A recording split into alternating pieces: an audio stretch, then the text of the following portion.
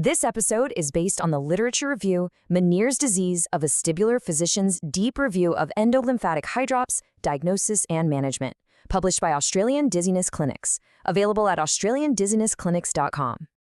Welcome back, specialists! Today, we're wrapping up our deep dive with the sixth and final explainer in our series. We're navigating the clinical endgame here, focusing on that specific minority of patients whose Ménière's disease completely evades our standard medical pyramid. Here is our agenda for today.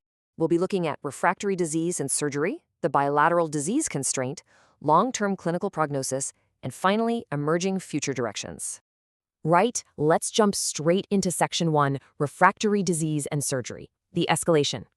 When we talk about stepping up to surgery, it's absolutely crucial to ground our decision-making in the sheer reality of the numbers.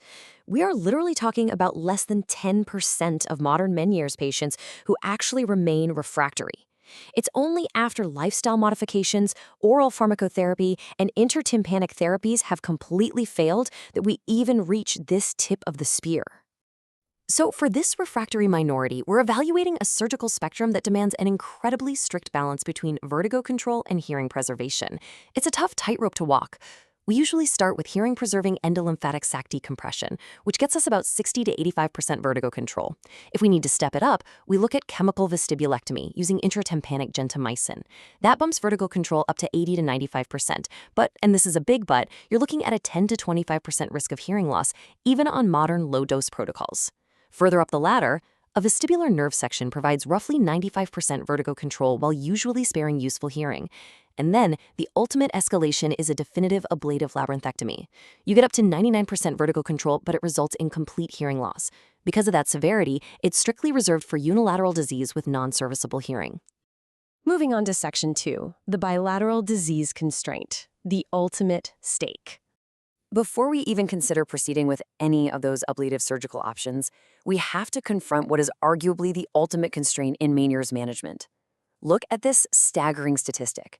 The cumulative bilateral conversion rate rises from under 10% at presentation to anywhere between 25 and 45% at 20 years out. That conversion risk is hands down the single most management-defining variable you're ever going to face when weighing surgical options. Because of this massive long-term risk, routine ablative therapy in either ear is strictly contraindicated unless one ear is definitively, unquestionably inactive.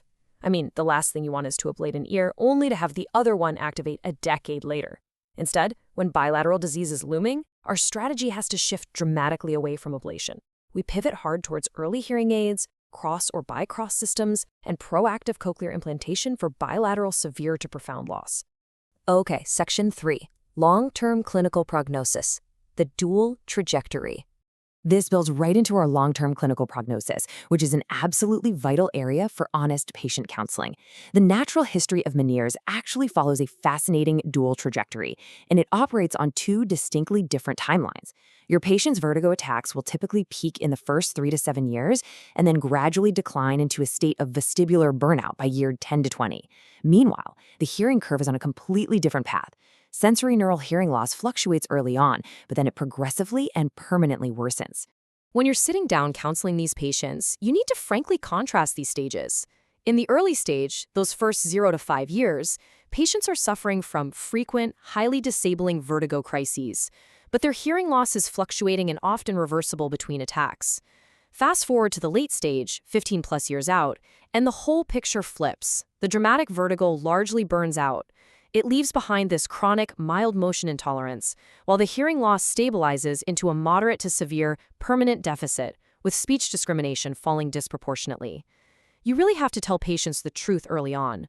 Managing this is a long-term partnership focused on attack reduction and psychological resilience, not some quick surgical cure. We also can't forget the severe comorbidities. Between 5 and 10% of patients are going to experience devastating tumoric and otolytic crises.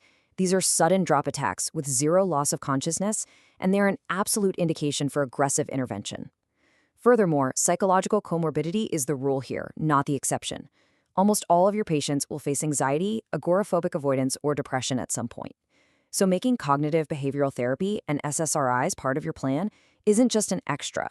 They are vital adjuncts to your physiological treatments. And finally, Section 4, Emerging future directions. Let's look at the horizon. As we look past our current standard of care, the next decade of Ménière's treatment is absolutely poised for a massive paradigm shift. The frontier is just incredibly exciting right now. We're seeing the emergence of enhanced 4-hour delayed 3D FLAIR MRI imaging to actually visualize the hydrops. When you couple that with the Lopez-Escamez genomic stratification, we can start to really understand familial subtypes. For autoimmune variants, we're leveraging targeted biologic therapies. Meanwhile, engineers are developing sustained-release micropumps for direct inner-ear drug delivery. We're even seeing the dawn of gene-based approaches targeting the coke loci. It's a real game-changer. So, what does this all mean? Ultimately, we have to ask ourselves a profound question. Are we moving past a simple phenotype-driven clinical diagnosis? Because many experts now argue that Ménière's isn't just a single disease. It's actually a final common pathway of endolymphatic hydrops that gets triggered by multiple, totally different etiological routes. The future of our field relies on disaggregating these patients and treating the specific genetic, autoimmune, or migrainous mechanisms driving their symptoms. That is exactly where the next decade of vestibular medicine is heading. This concludes the 6-part Ménière's disease video series for vestibular physicians. The full literature review, clinical cheat sheet, patient information leaflet, and audio overviews are all available at AustralianDizzinessClinics.com. Please visit AustralianDizzinessClinics.com. Please subscribe to the channel and leave a rating to support the series.